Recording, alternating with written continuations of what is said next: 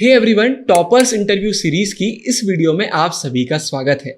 आज हमारे साथ है भूमिका, जिन्होंने क्लास 12th ह्यूमैनिटीज स्ट्रीम में 97.8% स्कोर करें। बहुत ही कैंडिड, अनस्क्रिप्टेड और स्पॉन्टेनियस ये इंटरव्यू होने वाला है। मैंने बहुत सारे क्वेश्चंस भूमिका से पूछे। आप क्लास 11th में हो, 12th में हो या फिर CUT का प्रिपरेशन कर रहे हो, ये वीडियो आपके लिए है, क्योंकि सारे क्वेश्चंस मैंने वही पूछे हैं जो आप सभी के प्रिपरेशन से रिलेटेड हैं। तो अगर ये इंटरव्यू आप पूरा देख लेते हैं तो आपके सारे डाउट्स खत्म हो जाएंगे और आप बहुत अच्छे से अपना प्रिपरेशन कर पाएंगे। तो सीधा इस इंटरव्यू को चालू करते हैं। हे एवरीवन, सो आज हमारे साथ है भूमिका। सबसे पहले थैंक यू सो मच आज हमें ज्वाइन करने के लिए। भूमिका ने क्लास 12th में स्कोर करे हैं 97.8%। तो सबसे पहले कॉन्ग्रेचुलेशंस आपको। और भूमिका, इससे पहले हम चालू करें इस इंटरव्यू को, बहुत इंपॉर्टेंट क्वेश्चंस मुझे आपसे पूछना है। ये वीडियो 11th-12th वालों के लिए है, जो आगे जाके CUT प्रिपरेशन करेंगे उनके लिए।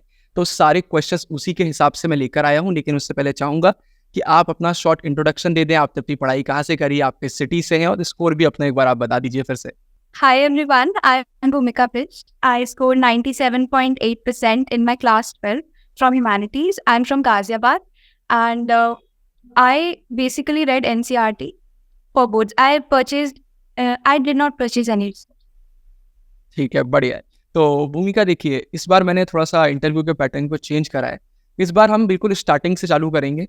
सबसे पहले मैं आपसे थोड़े बेसिक 11th के क्वेश्चन पूछूंगा, फिर हम 12th में आएंगे और आखिरी में CUT में भी हम जाएंगे। तो इससे होगा ये कि जो बच्चे 11th में हैं उन्हें भी समझ में आएगा, जो बच्चे 12th में हैं उन्हें ये आइडिया लगेगा कि 11th में उनसे क्या मिस्टेक्स हो गई हैं जिन पर उन्हें काम करना है, और आगे फिर CUT में भी उन्हें हेल्प मिलेगी। तो सबसे पहला क्वेश्चन तो बहुत बेसिक मेरा आपसे ये है कि आपने ह्यूमैनिटीज़ ही क्यों लिया? कॉमर्स, मैथ, साइंस, बायो आपने क्यों नहीं लिया? ऐसा क्या है, मतलब फ्यूचर में आप क्या करना चाहती हैं, या फिर क्या रीज़न था ह्यूमैनिटीज़ लेने का? रीज़न ये था कि जब से मैं मिडिल स्कूल में थी, मेरे को एक नेचुरल इंटरेस्ट था ह्यूमैनिटीज़ के सब्जेक्ट में, सोशल साइंसेस की। तो बैक देन तब मुझे पता नहीं था कि मैं कौन सा करियर चूज़ करूँगी, बट आई वाज श्योर कि मैं इसी फील्ड ऑफ स्टडी में ही करियर चूज़ करूँगी। और फिलहाल के लिए I don't believe in telling future goals to everyone until I make it, but for now I want to pursue political science on. ठीक है, पॉलिटिकल साइंस ऑनर्स आप करने वाली हैं और आपको इंटरेस्ट था इसलिए आपने लिया है। बढ़िया। इसके बाद मैं चाहूँगा आप स्टार्टिंग से मुझे भूमिका 11th का बताइए। लाइक 11th में हम सब जब जाते हैं तो सब नया नया रहता है। तो लाइक 11th में आपकी पूरी जर्नी कैसी थी? आपने वहाँ बहुत एंजॉय करा या फिर स्टार्टिंग से पढ़ाई करी? अगर आपको याद हो तो 11th में आपका स्कोर क्या था? बाकी बच्चों से आप मतलब ऊपर थी परसेंटेज में, नीचे थी? ओवरऑल मतलब एक डिटेल्ड आंसर मैं आपसे चाहता हूँ, अपनी 11th की पूरी जर्नी बताइए। 11th मेरी क्वाइट हेक्टिक थी, क्योंकि मैं स्टूडेंट काउंसिल में थी, तो उसमें मेरे को बहुत पार्टिसिपेट करना पड़ता था। बट मैंने पूरा ट्राई करा था कि मैं स्टार्टिंग से ही पढूं, तो उसकी वजह से थोड़ा काफ़ी ओवरबर्डन भी हो गई थी मैं, पर धीरे धीरे मैंने स्मूथ कर लिया था। रोज़ थोड़ा सा टाइम निकालती थी मैं अपने लिए पढ़ने के लिए, सेल्फ स्टडी। ट्यूशन्स वगैरह नहीं जाती थी मैं, तो अपना टाइम भी निकालती थी और पढ़ाई का टाइम भी निकाल। तो मतलब आपने 11th में पढ़ाई भी करी, ऐसा नहीं है कि सिर्फ मतलब बाकी काम करें, लेकिन यह है कि आपने इवेंट्स में भी पार्टिसिपेट करा। हाँ जी, I used to participate a lot in inter school competitions, तो मिस आउट नहीं करना था मुझे। तो मेरे 11th में मैंने दिया, अपना बेस्ट दिया। 92.4 आए थे मेरे आई। और मतलब आप स्टार्टिंग से, अच्छा 10th में आपके कितने परसेंटेज थे? मेरे 10th में भी 92.4%। अच्छा, वहाँ भी 90, मतलब आप स्टार्टिंग से ही टॉपर है। तो मतलब आप स्टार्टिंग से ही टॉपर है फर्स्ट क्लास से, या फिर आपने भी स्ट्रगल करा है यहाँ पर पहुँचने के लिए? वीडियो में आगे बढ़ने से पहले 11th और 12th वाले बच्चों को मैं बताना चाहूंगा कि उस्वाल गुरुकुल ने लॉन्च कर दी हैं आप सभी के लिए बहुत ही शानदार क्वेश्चन बैंक्स, हर एक मेजर सब्जेक्ट के लिए। ये बुक्स आपको डेफिनेटली परचेज कर लेना चाहिए। इसमें आपको सारे इंपॉर्टेंट क्वेश्चन आंसर्स देखने को मिलेंगे, PYQs भी इंक्लूडेड हैं। एक बार आप इनसे प्रिपरेशन कर लेते हैं, आपको कोई भी दिक्कत नहीं आएगी। लिंक आपको डिस्क्रिप्शन में मिल जाएगा, आप चाहे तो मार्केट से भी परचेज कर सकते हैं। NCERT करने के बाद क्वेश्चन आंसर करना बहुत ज्यादा इंपॉर्टेंट है, और वही आपको इस बुक में देखने को मिलेंगे। तो जरूर से इस बुक को परचेज करिए। एकदम लेटेस्ट सिलेबस को देखकर ये बुक बनाई गई है, एकदम लेटेस्ट पैटर्न को फॉलो करा गया है। अब वीडियो में आगे बढ़ते हैं। थोड़ा मैंने 9th में स्ट्रगल किया था, बट ओवरऑल में मतलब ब्राइट स्टूडेंट ही कंसीडर कर। ठीक है, तो मतलब आगे अभी भूमिका जो टिप्स शेयर करेंगी उन्हें बहुत अच्छे से आप सब सुन लेना, टॉपर्स सीक्रेट होने वाले हैं। भूमिका, इसी से रिलेटेड मेरा आपसे अगला क्वेश्चन ये है कि 12th में आपका अलग था पूरा तरीका पढ़ने का, या फिर 11th में ही जैसा आपने किया उसी को कंटिन्यू करा आपने? नहीं, मैं 12th में बहुत सीरियस हो गई थी, क्योंकि ये सब CUT में आना था। तो फिर मैंने ऐसे रोज पढ़ा, मतलब ऐसा नहीं है कि मैं ब्रेक किसी किसी दिन, बट मैंने रोज पढ़ा जो टीचर समझा रहे हैं। अच्छे से सुना, नोट्स बनाए अच्छे से और कंसिस्टेंट रही मैं थ्रू आउट 12th। तो बहुत ही स्मूथ जर्नी थी 12th। मतलब आपने स्टार्टिंग से ही Okay. मतलब सब क्लियर रखा था माइंड में कि सीयूटी भी देना है, मतलब ऐसा नहीं कि सीयूटी बाद में देखेंगे, मतलब स्टार्टिंग से आपकी अप्रोच थी कि सीयूटी भी देना है तो उसके हिसाब से पढ़ाई करना है। उसके लिए कुछ अलग नहीं किया, सिर्फ मैंने बोर्ड्स का पढ़ा और जो डिलीटेड सिलेबस था वो मैंने पढ़ लिया था 1 महीने में और अच्छे से। तो आप अभी बोल रही थी अक्टूबर तक सिलेबस हो गया था आपका। मैंने किसी पॉइंट ऑफ टाइम तक के लिए नहीं छोड़ा कि मैं अब से सीरियस होंगी, मैं शुरू से ही हम्म। सीरियस पढ़ाई की। मतलब अक्टूबर में आपका हो गया तो नवंबर, दिसंबर, जनवरी, मतलब आपके पास बहुत टाइम था रिवीजन करने के लिए। और कितनी बार, मतलब आपने कितनी बार सिलेबस कर लिया था, रिवीजन कितनी बार करा था आपने? मैंने बोर्ड्स आने तक 4 से 5 बार मेरी रिवीजन हो गई थी, तो मतलब मैं बोर्ड्स की टाइम भी आराम से ही रिवीजन कर ली थी, मेरा पहले से ही हो गया क्योंकि मुझे वापस हेक्टिक नहीं बनाना था अपने लिए। मैंने मतलब यहाँ पर एक बहुत इंटरेस्टिंग पॉइंट नोट करने का ये है कि भूमिका को मालूम था कि अगर पढ़ाई नहीं करेंगे तो फिर बाद में करना तो है ही और फिर हेक्टिक हो जाता है सब कुछ। तो इन्हें स्टार्टिंग से मेहनत करी, तो मेहनत भी बहुत ज़्यादा स्टार्टिंग से नहीं लगी, लेकिन वो कंसिस्टेंट मेहनत ने आखिरी में फिर एक अच्छा रिजल्ट दे दिया। वो बहुत ज़रूरी ये चीज़ है। और आपने, हाँ बोलिए भूमिका, कुछ बोल रही हैं आप? और जनवरी पूरा 12th में प्रैक्टिकल्स में निकल जाता है, तो उस पर बिल्कुल डिपेंड नहीं होना है कि 1 महीना रह गया हमारा। बहुत इंपॉर्टेंट पॉइंट है। मतलब जनवरी सच में पूरा प्रैक्टिकल में जाता है, टाइम नहीं मिलता है, आप कुछ भी नहीं कर पाओगे। आपको लगेगा कि पढ़ सकते हैं लेकिन पूरा टाइम प्रैक्टिकल में जाता है, तो बहुत ज़रूरी है। और आपने वैसे इसको पहले आंसर कर दिया, लेकिन फिर भी मतलब पढ़ाई आपने सीरियसली कब स्टार्ट कर दी थी? स्टार्टिंग से ही करी थी या पहले बहुत आलसी करी कुछ महीने?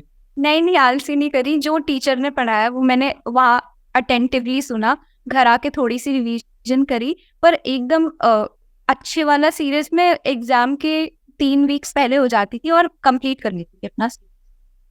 मतलब एकदम सीरियस से मतलब क्या है कि मोबाइल वगैरह सब साइड में कर देना और सिर्फ पढ़ाई करना, कि बिल्कुल टॉपर बनना है? नहीं, आई टुक ब्रेक्स, पर अच्छे से एकदम जो मैं प्लान्स बनाती थी कि ये प्लानर मैं ये पढ़ूंगी, उसको मैं एग्जीक्यूट करती थी, मेक श्योर करती थी। पहले मैं हल्का सा प्रोक्रेस्टिनेट कर लेती थी, पर वो सब एग्जाम के पहले हट जा। मैं अपनी पूरी ऑडियंस को टॉपर्स के बारे में बताना चाहूँगा। मैं स्टार्टिंग से तो टॉपर नहीं था, तो मैं नोटिस करता था मेरी क्लास में, जब मैं 8th 9th में था, तो मेरे ज़्यादातर दोस्त मतलब बहुत अच्छा स्कोर करते थे। तो उनसे जब मैं बात करता था तो हमारी डेली बेसिस पे व्हाट्सएप जब था तो व्हाट्सएप पे बात हो रही, नहीं तो कॉल पर हो रही, मैसेज पर हो रही है। एग्ज़ाम पास आए और वो गायब। लाइक समझ में ही नहीं आता था ये टॉपर्स चले कहाँ गए। और फिर बाद में मालूम चलता था भाई इसलिए तो फिर वो इतना स्कोर कर रहे हैं, वो पढ़ाई पे फोकस कर रहे हैं। वैसे तो भूमिका आपने ज़्यादा मिस्टेक्स करी नहीं है, इतना अच्छा आपका स्कोर आया है, बट फिर भी आपने कुछ ऐसा देखा हो खुद में या फिर दूसरों में कि ये कुछ ऐसे रीजंस है जिसके कारण लोगों का रिजल्ट खराब हो जाता है? लोगों का इसलिए मैं कहूंगी थोड़ा सा, क्योंकि वो एक ही वर्ड है मेरे पास, कंसिस्टेंट नहीं रहते। वो एग्जाम से पहले सीरियस होते हैं और बहुत ही जल्दी जल्दी कर लेते हैं। और ऐसा नहीं कि मैंने मिस्टेक्स नहीं करी थी, मैंने भी पेपर में थोड़ी सी मिस्टेक्स करी थी, बट अगर आप सीरियसली नहीं लेते तो होगा नहीं। मतलब कंसिस्टेंसी इज द की, आपको रेगुलर बेसिस पे पढ़ाई करना पड़ेगा, आखिरी के लिए चीज़ें आप नहीं छोड़ सकते। और भूमिका आपकी बातों से समझ में आ रहा है कि आप प्री प्लानिंग करती थी, मतलब आपको पता रहता था कैसे पढ़ना है, क्या पढ़ना है। तो लाइक आप टाइम टेबल बनाती थी, स्ट्रेटेजी फॉलो करती थी। थोड़ा आप इसके बारे में बताओ कि बच्चों को ये समझ में नहीं आता पढ़ना कब है, क्या पढ़ना है, कैसे पढ़ना है। तो ये आप कैसे दिमाग में रखती थी कि हाँ सिलेबस कंप्लीट करना है जल्द से जल्द? तो क्या स्ट्रेटेजी थी आपकी? मेरी बहुत ही सिंपल स्ट्रैटेजी, डेज के वाइज में डिवाइड करती थी। मैं ऐसा नहीं था कि स्कूल से आते ही पढ़ने बैठ जाती थी, क्योंकि मैं बहुत एग्जॉस्टेड रहती थी। फिर भी मैं 5 PM स्टडी करने लग जाती थी और अंटिल 11 PM मैं स्टडी करती थी। अब मैं ऐसे करती थी कि हर, स्पेशली फॉर ह्यूमैनिटीज सब्जेक्ट, हर चैप्टर को आप 2 तरीकों से पढ़ना चाहिए। पहला तरीका ये है कि आप उसे डीप अंडरस्टैंडिंग लेंगे उसकी, और दूसरा तरीका है उसके आप क्वेश्चन वाइज उसको पढ़ेंगे। मतलब इस चैप्टर से ये क्वेश्चन बन सकता है, और इसके लिए मैंने स्पेशली फसना पक्का है सीरीज रेफर करी थी और बहुत हेल्प हुई। मैं no promotion but still seriously it was really beneficial. तो उसकी मैंने शॉर्ट नोट्स बनाए थे कि मैं कैसे आंसर प्रेजेंट करूंगी, क्योंकि ह्यूमैनिटीज में आंसर प्रेजेंट करना इज ऑल्सो इम्पोर्टेंट। अच्छे से स्ट्रक्चर बना के करना बहुत इंपॉर्टेंट पॉइंट है कि आपका ह्यूमैनिटीज में आंसर का जो स्ट्रक्चर है बहुत इंपॉर्टेंट है। बहुत बच्चे मेरी पहचान में, उनसे आप एनसीईआरटी का कुछ भी पूछ लो उनसे बनता है, बट बोर्ड एग्जाम में उनके मार्क्स नहीं आए, क्योंकि आपसे अगर आंसर लिखते नहीं बनेगा तो आप कुछ नहीं कर सकते। ये आपका साइंस नहीं है कि सबका सेम आंसर है कि बस ये लिख दिया और हो गया, मार्क्स मिल गए।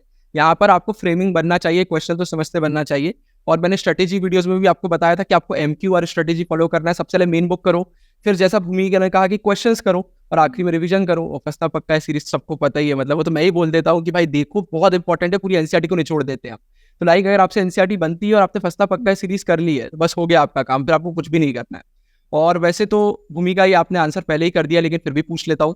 देखो मैंने तो वीडियोस में बोल दिया है, रिसोर्सेस वाली वीडियो में बार बार बोला है कि आपको सिर्फ एनसीईआरटी करना है, लेकिन आप भी एक बार बता दो कि मैं सही बोल रहा हूँ या फिर गलत बोल रहा हूँ। अब उसके बाद क्वेश्चन बनेंगे नहीं, मेन बुक है उसी से आएगा सब कुछ, तो कोई रेफर करने की जरूरत नहीं। मैंने कोई गाइड बुक नहीं करी थी, कुछ मैंने रेफर नहीं किया। सैम्पल पेपर्स लगाए थे मैंने, स्कूल से मिल रहे थे, बट मैंने कोई बुक नहीं की एनसीईआरटी। देख लो, कोई भी ये ना टॉपर्स क्या करते हैं, वो चीज़ें पहले रियलाइज कर लेते हैं जो आपको रिजल्ट के बाद होती है चीज़ें रियलाइज। जैसे बहुत सारे बच्चे बोल रहे हैं भैया काश एनसीईआरटी कर ली होती, अब क्या मतलब है, अब तो हो गया आपका 12th।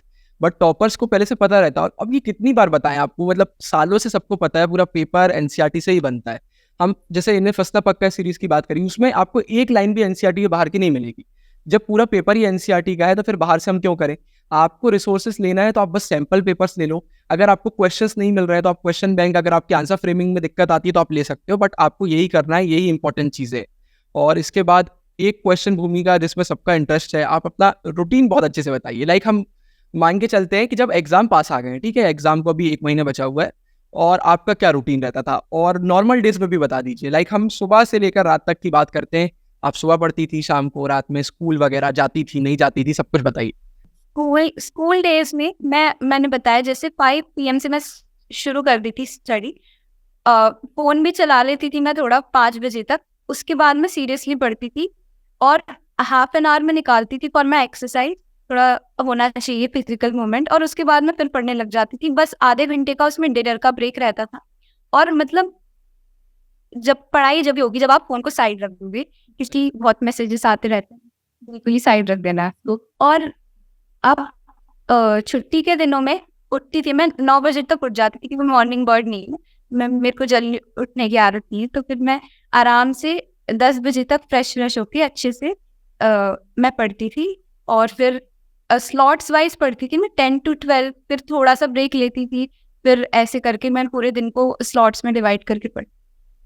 तो आपने स्लॉट्स पर अपनी और मैं फोन भी चलाती थी। फोन भी चलाती थी, अच्छा। और स्कूल रेगुलर जाती थी आप? स्कूल हाँ रेगुलर, बहुत ही कम छुट्टी में। ठीक है, तो आपका रूटीन मिस आउट जी, अच्छा, मिस आउट नहीं करना चाहती थी, बढ़िया है। और आपने जैसे बताया कि आपका रूटीन रहता था, आप दिन भर पढ़ाई करती थी, तो मतलब हमें पढ़ाई करना है, अच्छे से मैनेज करना है। और अच्छा, आप सोशल मीडिया में एक्टिव थी? बिल्कुल एक्टिव थी मतलब? बस थोड़ा टाइम जी। कम रहता था पर चलाती मैं। मतलब time to time stories post डालना चलता है, रील्स वगैरह थोड़ा बहुत देख सकते हैं, ऐसा नहीं करना कि सब बंद कर दिया एकदम से। अच्छा, और हाँ, मैंने एक चीज़ नोटिस करी, आप बार बार, मतलब आपने स्टार्टिंग में भी कहा, अभी भी कहा कि आप स्कूल से आके तुरंत नहीं पढ़ती थी, आप एग्जॉस्ट हो जाती थी। फिर आपने अभी कहा कि आप ब्रेक लेती थी, थोड़ा फिजिकल एक्टिविटी करती थी। तो इससे समझ में आ रहा है कि आप थोड़ा हेल्थ को लेकर कॉन्शियस हैं। तो इसके बारे में और बता दीजिए, बच्चे इसको इग्नोर कर देते हैं बहुत ज़्यादा। हेल्थ बहुत इंपॉर्टेंट होती है। सीयूईटी में भी मैंने जर्नी में बहुत ध्यान दी थी अपने हेल्थ पे, क्योंकि फिजिकली अच्छे से मेंटली एक्टिव रहने के लिए आपका अंदर से अच्छा होना चाहिए। तो योगा या फिर आप कार्डियो में थोड़ा अपनी बॉडी को टाइम दें। ज्यादा वर्कड अप होने की जरूरत नहीं है, अपना टाइम लेके आराम से फ्रेश में। वही, आपको कोई भी सक्सेसफुल आदमी ऐसा नहीं मिलेगा या जो मतलब बिल्कुल ही फिजिकली वीक है। आपको फिजिकली अगर आप फिट नहीं हो तो फिर आगे कैसे बढ़ोगे आप? बहुत ज़रूरी है, आप कितनी भी पढ़ाई कर लो, लेकिन अगर आपकी हेल्थी से, बहुत सारे बच्चों ने मैसेज करा कि मतलब उन्होंने सीयूटी के लिए इतना ज़्यादा प्रिपरेशन करा, लेकिन एग्जाम के टाइम पे उनकी तबीयत खराब हो गई और पूरा एग्जाम बिगड़ गया। तो ये तो हो ही जाता है। और अच्छा जी, अच्छा, आपकी भी तबीयत खराब हो गई थी जी। वो एनटीए वालों की भी थोड़ी सी गलती है। लाइक आप एक ऐसे समय रखते हो, एग्जाम, इतनी गर्मी है इस समय और टाइम भी ऐसा रखते हैं कि सब बीमार हो रहे हैं इस समय। बट हाँ, ये है कि ओवरऑल आपको अपनी हेल्थ का ध्यान देना चाहिए, लॉन्ग टर्म इलनेस नहीं होना चाहिए किसी को भी, वैसे में दिक्कत आ जाती है। और भूमि का एक सवाल बच्चों ने बहुत पूछा है, इतने सारे सब्जेक्ट्स मैनेज कैसे करें? आप एक ही दिन में सारे सब्जेक्ट पढ़ती थी या फिर आप एक दिन में 1-2 पढ़ती थी, क्या आप करती थी? मैं ऐसी नहीं हूँ कि मैं एक साथ बहुत सारे सब्जेक्ट्स ले लूँ। मैं दिन अलॉट करती थी, इस दिन मैं ये पढ़ूंगी। मैं कभी भी मिक्सअप नहीं करती थी, मेरे से मिक्सअप होकर पढ़ाई नहीं होती। एक दिन में एक ही होगा बस, और वही होगा अच्छी। ठीक है, ये बातें मैं अपने चैनल पर, मैंने कितनी सारी वीडियोस डाल दी हैं, बता बता के थक गया हूँ, लेकिन बच्चे नहीं मानते, इसलिए मैं हर बार इंटरव्यू में पूछता हूँ। और बच्चे बोलते हैं, मैंने उनको टाइम टेबल बना के दिया कि आपको जैसे एक दिन में किसी ने मुझसे पूछा कि मेरे इतने चैप्टर बचे हुए हैं और मुझे इतने से दिन में कंप्लीट करना है। तो मैंने बोला आप एक काम करो, आप दिन में कम से कम एक चैप्टर टारगेट करो, आपका हो जाएगा सिलेबस। तो वो मुझे मैसेज करते हैं अगले दिन कि भैया 5 सब्जेक्ट के 5 चैप्टर एक दिन में नहीं हो पा रहे। तो मैंने बोला मैंने आपको 5 बोले कब है, मैंने तो आपसे 1 बोला। तो बोले भैया बट सारे सब्जेक्ट, मैंने बोला आपको सारे सब्जेक्ट करने ही नहीं है, कभी भी सारे सब्जेक्ट साथ में मैनेज नहीं हो सकते। आप एक दिन में 1 से 2 सब्जेक्ट ही कर पाते हो। हाँ, एग्जाम से 1-2 दिन पहले आपको जल्दी जल्दी रिवीजन करना है, अलग मैटर है, बट पढ़ाई में नहीं हो पाता है। और रिवीजन बता दीजिए भूमिका, कैसे करा आपने, रिवीजन कैसे करती थी आप?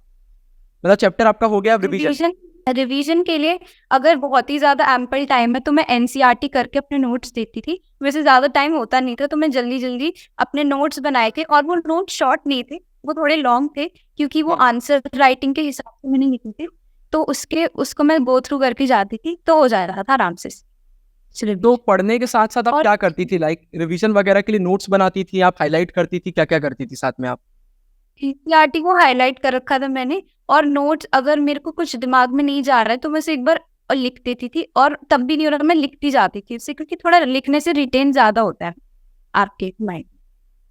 बढ़िया। और जैसे फस्ता पक्का सीरीज आपने देखी, तो उसको भी जो नहीं बन रहा है लिखती थी आप, या बस देखा और आगे बढ़े? मतलब जो नहीं बन रहा उसका मैं आंसर देखती थी, जो बन रहा है वो तो मैं खुद ही करती। मतलब आगे के लिए मेहनत करना, ऐसा नहीं है कि बस बुक पढ़ रहे हैं तो बस पढ़ते जाओ, नोट्स बनाओ, हाईलाइट करो, वीडियोस देख रहे हो अगर तो जो नहीं बन रहा है उसे कहीं लिख लो, जिसमें बाद में एक बार हम रिवीजन कर सकें, तो ये ज़रूरी है। तो ये रिवीजन का हो गया। और इसके बाद अब ये तो मेरे क्वेश्चन हो गए, बाकी अगर आप कुछ बोलना चाहती है 12th वालों से, 11th वालों से कि वो क्या करें जिससे उनका थोड़ा सा सही हो जाए 12th, तो वो बताइए, फिर हम सीयूटी के क्वेश्चन पूछते हैं आपसे। बस ये है कि प्रोक्रास्टिनेशन मत करना। प्रोक्रास्टिनेशन हम सब बहुत करते हैं, बट अगर आपको लगे कि आप कर रहे हैं तो आप अपने आप से एक क्वेश्चन पूछना कि is this what I am suppose to do right now, is what needs to be done, वही होना चाहिए जो आपको करना है। बस डिस्ट्रैक्शन को साइड रख देना थोड़ी देर। पूरी पढ़ाई होती है प्रोक्रास्टिनेशन और डिस्ट्रैक्शन काफी अच्छे। वही, जब डिस्ट्रैक्शन नहीं है, आप आलसी नहीं कर रहे तो हो जाएगी। इनफैक्ट कल ही मैंने टेलीग्राम पर एक बुक का कोट शेयर करा था, उसमें लिखा हुआ था कि टाइम टू टाइम आप खुद से क्वेश्चन पूछिए कि मैं लाइफ में अभी जिस सिचुएशन में हूँ वहाँ मैं आ कैसे गया। और अगर आपको उसका आंसर नहीं पता है, मतलब आप क्या कर रहे हो लाइफ में, लाइक आपको पता होना चाहिए आप कहाँ जा रहे हो। जितने टॉपर्स रहते हैं वो पहले थोड़ा सोच के चलते हैं कि भाई ये, अब आप मोबाइल स्क्रॉल कर रहे हो और फिर 1 महीने बाद बोलते हो यार मेरा अभी तक सिलेबस क्यों कंप्लीट नहीं हो पाया, मेरी पढ़ाई क्यों नहीं हो पाई, आप ही ने नहीं करी। तो इंपॉर्टेंट है। और भूमिका में थोड़े से आपसे सीयूटी के क्वेश्चन पूछता हूँ। सबसे पहले तो एक्सपीरियंस बताइए, कैसा रहा आपका सीयूटी का एक्सपीरियंस? सीयूटी का ओवरऑल अच्छा था, बट आई वाज डिसहार्टन क्योंकि मेरे इंग्लिश के सेंटर पे बहुत मिसमैनेजमेंट हुई थी। टाइम काफी कम मिला था, पर मैंने वो डोमेन्स के अच्छे से पढ़ के मैंने उसे कवर कर लिया। तो एनटीए ने तो बहुत बुरा किया, सब बच्चे मुझे मैसेज कर रहे हैं। और आपने फिर आखिर बोर्ड एग्जाम आपके हो गए, फिर आपने सीयूटी का प्रिपरेशन आगे कैसे बढ़ाया? स्टार्टिंग से आपने कहा आप स्टार्टिंग से कर रही थी, और स्टार्टिंग में भी लाइक आपने एमसीक्यू पर ज्यादा फोकस करा था या क्या करा था?